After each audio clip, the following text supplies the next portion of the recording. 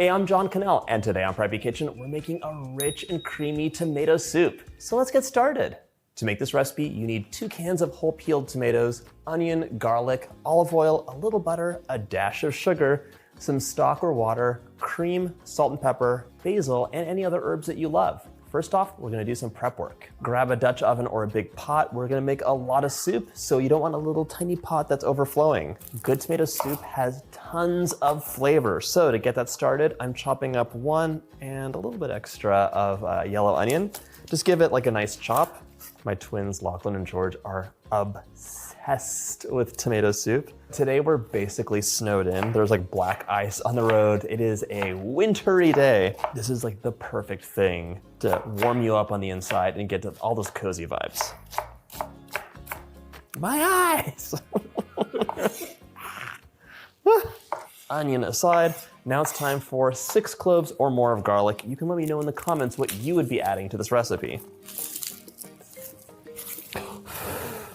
I'm gonna give my garlic a good smash, kind of release the oils and also release that papery skin. Give it a good mince. Everything's all chopped up. Now we're gonna melt some butter and olive oil in our big pot. Let's go.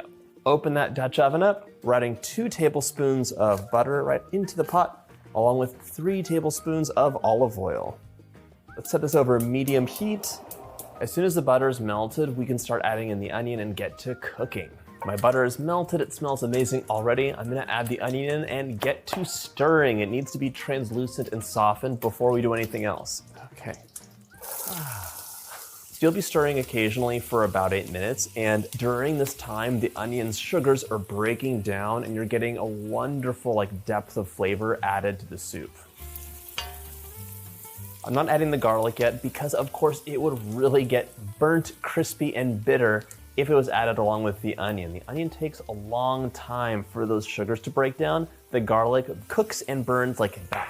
While that cooks, I'm gonna open up my 2 cans of tomatoes. Tomato soup is typically something you make during the winter, and wintertime is not when tomatoes are best. These tomatoes are canned at peak freshness. It's a little taste of summer in the winter or fall or spring. If you were lucky enough to can your tomatoes that you grew this summer, this is a great time to use them. Adding the garlic. In here we want to stir constantly. You do not want to have any burnt garlic in this tomato soup. 2 things can make your tomato soup bitter. One would be burning the garlic, and the other one is doing something with your olive oil. I'll talk about that later, but this can ruin everything. It's so crazy. Cook the garlic for about 5 minutes while stirring pretty regularly. You want this to be very aromatic without burning it. Just about 5 minutes later, we're ready to add the tomatoes in. Carefully so they don't splatter on you. There's a lot of delicious juice in here. We will not waste this. Stir that in. The liquid we add to this soup could be so many different things. It could be water if you want it just plain. It could be chicken stock. I'm using veggie stock today. There we go, all the tomato flavors out. Right now I'm gonna add the remaining stock, which would be 3 cups in total, so I added like 1/3 of a cup already. There we go. I'm also gonna add a tablespoon of sugar. You could add a little bit more if you wanted to. The sugar works with the tomatoes and makes some magic happen. A lot of the times when you've gone to a restaurant and had like mind-blowing tomato soup, they added a little extra sugar, a little extra salt, a little extra cream. I'm also adding some black pepper. It's kind of to taste, but you know, at least 1/4 teaspoon. We're gonna bring this to a boil and then let it simmer for about half an hour. It's gonna reduce the liquid and it just intensify all of the flavors. Then we'll talk about the consistency and mixing and what could go wrong. I am also adding a generous pinch of salt right now. We'll add more to taste later. It's always better to add salt towards the beginning of a recipe as opposed to the end. It gives it more time to work its way all the way through and not just be like a superficial taste on a couple things. Once this comes to a boil, we're gonna reduce to a simmer and let that hang out for half an hour. We're adding some fresh basil to this at the very end, but you can definitely add some of your favorite spices to this too. I'm adding a pinch of dried thyme, a little bit of oregano. You could add any of your favorites to this and it'll be delicious, or leave it plain, up to you. And stir that in. Now it'll simmer and infuse and just be a little bit more delicious. Okay, my soup reduced all those flavors really melded together, and I tasted it and it's delicious already. We're not even done yet. The one thing is, there's a lot of texture on the soup. So you have a couple options. You could use a potato ricer or masher and just mash it all together. I'm gonna use an immersion blender, and the one thing that can go wrong on this soup is over blending it. So if you put it into a blender, what happens with some brands of olive oil is they become incredibly bitter, like mind-bendingly bitter.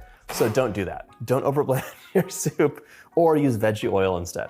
Okay, so I'm just gonna blend this up just to get some like nice silky texture.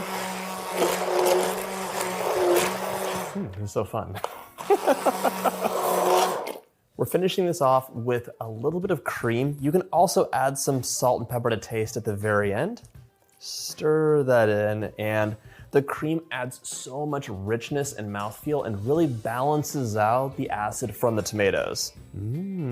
Our tomato soup is just about ready, but we're gonna give it a taste. Let's see if we need any more salt in this.